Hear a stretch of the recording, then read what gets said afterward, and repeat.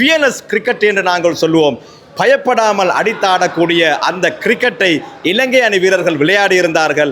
தோக்க இல்லாமல் இல்லைங்க, நம்ம வந்ததால தான் இந்த அளவுக்கு டப்பு கொடுத்து, அதாவது பாருங்க இந்தியா கூட சமநிலையில் நின்றுருக்கோம் பார்த்தீங்களா, அதுதான் ஸ்ரீலங்கா வேற லெவல்.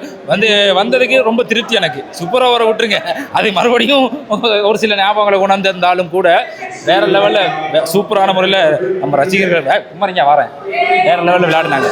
17வது ஆசிய கிண்ண தொடரின் சூப்பர் 4 சுற்றின் 6வதும் இறுதியுமான போட்டி இந்திய மற்றும் இலங்கை அணிகளுக்கு இடையிலே துபாய் சர்வதேச கிரிக்கெட் மைதானத்திலே நிறைவுக்கு வந்தது. இந்த போட்டி ஒரு விறுவிறுப்பான த்ரில்லான ஒரு போட்டியாக மாறியிருந்தது. இலங்கை அணி இது போன்ற பல ஹார்ட் அட்டாக்கான போட்டிகளை இலங்கை ரசிகர்களுக்கு பரிசளித்திருக்கின்றார்கள். அதுதான் எங்களுடைய வரலாறு.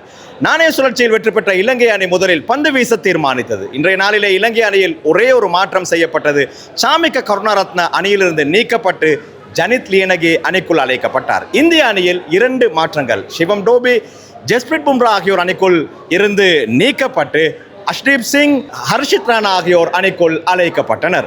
முதலில் பொறுப்பெடுத்தாடிய இந்திய அணி நிர்ணயிக்கப்பட்ட 20 ஓவர்கள் நிறைவில் 5 விக்கெட்டுகளை மாத்திரம் இழந்து 202 ஓட்டங்களை பெற்றுக் கொண்டது. மீண்டும் ஒரு முறை சோபித்த அபிஷேக் சர்மா அடித்தாடி இருந்தார்.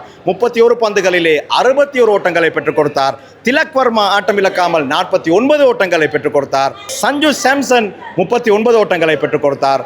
குறிப்பாக இந்திய அணியை பொறுத்தவரையிலே சூரியகுமார் யாதவ், ஹார்திக் பாண்டியா போன்ற வீரர்கள் ஃபோமுக்கு திரும்பாமல் இருப்பது இந்திய அணிக்கு ஒரு சவாலாகவே அமைந்திருக்கின்றது.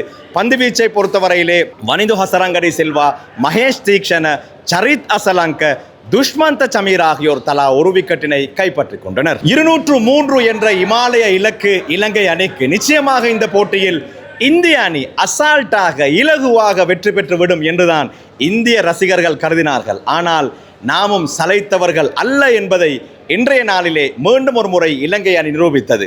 ஆரம்பத்தில் இருந்து அடித்தாடினார் பெத்தும் நிசங்க. மறுமுனையிலே முதல் ஓவரிலேயே குசல் மெண்டிஸ் ஆட்டமிழந்திருந்தாலும் குசல் ஜனித் பெரேரா பெத்தும் நிசங்கவோடு சேர்ந்து அடித்தாடி இருந்தார்கள். குசல் ஜனித் பெரேரா 58 ஓட்டங்களை பெற்றுக் கொடுத்து ஆட்டமிழக்க பெத்தும் நிசங்க இன்றைய நாளிலே T20 அரங்கிலே சதத்தை பதிவு செய்தார். இலங்கை அணி சார்பாக T20 போட்டிகளிலே சதமடித்த 4வது வீரராக பெத்தும் நிசங்க பதிவு செய்யப்பட்டார். அபாரமாக பொறுப்பெடுத்தாடி இருந்தார். 107 ஓட்டங்களை பெற்றுக் கொடுத்தார். இறுதி ஓவரிலே 12 ஓட்டங்கள் தேவைப்பட தசுன் சாணக்க பொறுப்பெடுத்தாடி 11 ஓட்டங்களை பெற்றுக் கொடுத்து போட்டியை சமநிலையிலே முடித்தார். பந்து வீச்சை பொறுத்தவரையிலே இந்திய அணி சார்பாக வருண் சக்கரவர்த்தி, குல்தீப் யாதவ், ஹார்திக் பாண்டியா, ஹர்ஷித் ராணா, அஷ்தீப் சிங் ஆகியோர் தலா ஒரு விக்கெட்டினை கைப்பற்றிக் கொண்டனர். போட்டி சமநிலையில் நிறைவடைய போட்டியின் வெற்றி தோல்வியை தீர்மானிக்க சூப்பர் ஓவர் ஆரம்பமானது. சூப்பர் ஓவரிலே முதலில் பொறுப்பெடுத்தாடிய இலங்கை அணி சோபிக்கவில்லை. முதல் பந்திலேயே குசல் பெரேரா ஆட்டமிழந்திருந்தார். 5வது பந்திலேயே தசுன் சாணக்க ஆட்டமிழக்க 2 ஓட்டங்களை மாத்திரமே இலங்கை அணி பெற்றுக் கொண்டது. அஷ்தீப் சிங் அபாரமாக பந்து வீசினார். 2 ஓட்டங்களுக்கு 2 விக்கெட்டுகளை கைப்பற்றிக் கொண்டார். பதிலாட்டத்திலே சூப்பர் ஓவரிலே இந்திய அணி முதலாவது பந்திலேயே 3 ஓட்டங்களை பெற்று வெற்றி அடைந்தது. இந்த போட்டியிலே எது எவ்வாறாக இருந்தாலும் இந்த போட்டியிலே இந்திய அணி வெற்றி பெற்றிருந்தாலும் இந்திய அணியின் பயிற்றுவிப்பாளர், அதே போன்று அணி தலைவர், வீரர்கள், ரசிகர்கள் ஒரு கட்டத்திலே திகைத்து போனார்கள்.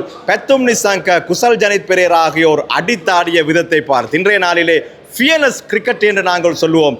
பயப்படாமல் அடித்தாடக்கூடிய அந்த கிரிக்கெட்டை இலங்கை அணி வீரர்கள் விளையாடி இருந்தார்கள். துரதிர்ஷ்டவசமாக இந்த போட்டியிலே இலங்கை அணி தோல்வி அடைந்திருக்கின்றது. எது எவ்வாறாக இருந்தாலும் இலங்கை அணி ரசிகர்கள் ரொம்பவே சந்தோஷமாக மைதானத்தில் இருந்து செல்லக்கூடிய காட்சிகளை அவதானிக்கக்கூடியதாக இருந்தது. අපි හොඳට සෙල්ලම් කරා අන්තිමටම මිස්ටේක් එකක් වුණා ඒ නිසා තමයි පරාද වුණේ කමක් නැහැ කට්ටිය හොඳට සෙල්ලම් කරපු කියන සතුටයි. ஆசிய கிண்ண தொடரின் சாம்பியன் யார் என்பதை தீர்மானிக்கும் மாபெரும் இறுதிப் போட்டி நாளை மறுதினம் ஞாயிற்றுக்கிழமை துபாய் சர்வதேச கிரிக்கெட் மைதானத்திலே இந்திய பாகிஸ்தான் அணிகளுக்கு இடையிலே நடைபெறவிருக்கின்றது. ஆசிய கிண்ண வரலாற்றை பொறுத்தவரையிலே முதல் தடவையாக ஒரு இறுதிப் போட்டியிலே இந்திய பாகிஸ்தான் அணிகள் மோதிக்கொள்ள போகிறது. பாகிஸ்தான் அணியும் கூட நேற்றைய போட்டியிலே பங்களாதேஷ் அணியுடனான போட்டியிலே த்ரில் வெற்றியை பதிவு செய்திருந்தது. எனவே பொறுத்திருந்து பார்ப்போம். மீண்டு வந்து இந்திய அணிக்கு தகுந்த பதிலடியை பாகிஸ்தான் கொடுக்குமா அல்லது இந்தியா அசால்ட்டாக ஆசியா கிண்ணத்தை சுவீகரித்துக் கொள்ளுமா என்பதை பொறுத்திருந்தே பார்க்க வேண்டும். பங்களாதேஷ் போனீங்க, இந்தியா போனீங்க, இலங்கைக்கு வந்தீங்க, பல நாடுகளில் போய் இலங்கை அணிக்கு சப்போர்ட் பண்ணுறீங்க. ஐக்கிய அரபு அமீரகத்தில் வந்து இந்த ஒட்டுமொத்த பல்லாயிரக்கணக்கான இந்திய ரசிகர்களுக்கு முன்னால் இந்த மேட்சை இலங்கைக்கு சப்போர்ட் பண்ணது எப்படி ஒரு ஃபீலை தருது? என்ன விஷயம்னா, இப்போ இலங்கைக்கு சாதகமாக ஸ்ரீலங்கா 6 அடிச்சிச்சு அப்படின்னா நாங்கள் தான் சவுண்டாக சத்தம் போட்டுட்டு இருப்போம், முழு க்ரௌடும் சைலண்டாக இருக்கும். ஏதாவது ஒரு விக்கெட் போயிடுச்சுன்னா காது கிளியும். அந்த அளவுக்கு வேறு லெவலில் ஒரு நீலப்படை அப்படின்னு தான் சொல்லலாம். நாங்களும் நீளம் தான், கொஞ்சம் சேஞ்சுக்காக எல்லோவாக இருக்கிறோம். வேறு லெவலுங்க, சூப்பர் மேட்ச்சு. அதாவது இந்த மேட்ச் வந்து ஃபைனலுக்கு 2 டீம் செலக்ட் ஆகிடுச்சு. பட் இது வந்து சும்மா ஒரு ப்ராக்டிஸ் மேட்ச், அது இது தேவையில்லாத மேட்ச் அப்படின்ற மாதிரி நிறைய பேர் சமூக ஊடகங்கள் பேசியிருந்தாங்க. பட் மிஸ் பண்ணியிருந்தவங்க, பார்த்துருந்தவங்க எல்லாருக்குமே வேறு லெவல் மேட்ச்சு. அதோட நேரடியாக பார்த்தவங்களுக்கு உள்ளடிக்கிற மேட்ச்சுங்க. இந்திய ரசிகர்கள் நிறைய பேர் என்கிட்ட வந்து ஸ்ரீலங்காவை பாராட்டினாங்க, வாழ்த்தினாங்க. இப்படி ஒரு பேட்டிங்கை வந்து அவங்க எதிர்பார்க்க இல்லை, நான் கூட எதிர்பார்க்கல. என்ன ஒரு பேட்டிங்கு! 10 நிமிஷங்க, நம்பிக்கை நட்சத்திரம். பல சர்வதேச போட்டிகளை அரங்கத்தில் இருந்தே பார்த்த அனுபவம் இப்போ உங்களுக்கு வந்துடும். நீங்களும் இப்போ ஒரு ஜேர்னலிஸ்ட் மாதிரி தான். இறுதிப் போட்டியில் இந்தியா பாகிஸ்தான் போட்டி எப்படி அமையும்? எனக்கு வந்து இந்த போட்டி தான், அதாவது சூப்பர் ஓவரை விட்டுருங்க, இந்த போட்டி இருக்கே, இது வந்து ஒரு இறுதி போட்டி பார்த்த மாதிரி ஒரு ஃபீலாக இருக்குது. இந்த மாதிரி ஒரு ஃபைட்டான ஒரு மேட்சாக ஃபைனல் இருந்துச்சுன்னா ரொம்ப ஹாப்பி. நேற்றைக்கு நான் பாகிஸ்தான் பங்களாதேஷ் மேட்சும் பார்த்துருந்தேன், அதுவும் ரொம்ப ஃபைட்டாக இருந்துச்சு. ரொம்ப 2 நாடுமே விட்டு அப்படி ஃபைட் பண்ணியிருந்தாங்க. ஸோ பொதுவாக இந்தியா பாகிஸ்தான் அப்படின்னாலும் பெரும் எதிர்பார்ப்பு ரசிகர்கள் மத்தியில் இருக்கும். அதை ஈடு கொடுக்கக்கூடிய வகையில் நல்லபடியாக அமையணும் அப்படின்றது என்னுடைய கணிப்பு. பட் இந்தியா ரொம்ப பலம் வாய்ந்த ஒரு அணி. ஆனால் இன்றைக்கி ரொம்ப வீக்காக இருக்காங்க போல இருக்குது. யானைக்கும் அடிசருக்கும் அப்படின்னு நம்ம சேனலில் நான் சொல்லியிருந்தேன். ஃபர்ஸ்ட் இன்னிங்ஸ் முடிஞ்ச உடனே அந்த மாதிரி நிறைய சறுக்கிட்டாங்க, அதையும் கரெக்டாக யூஸ் பண்ணியிருந்தாங்க. 10 நிமிஷங்க, குசல் பெரேரா, ஹெட்ஸ் ஆஃப்.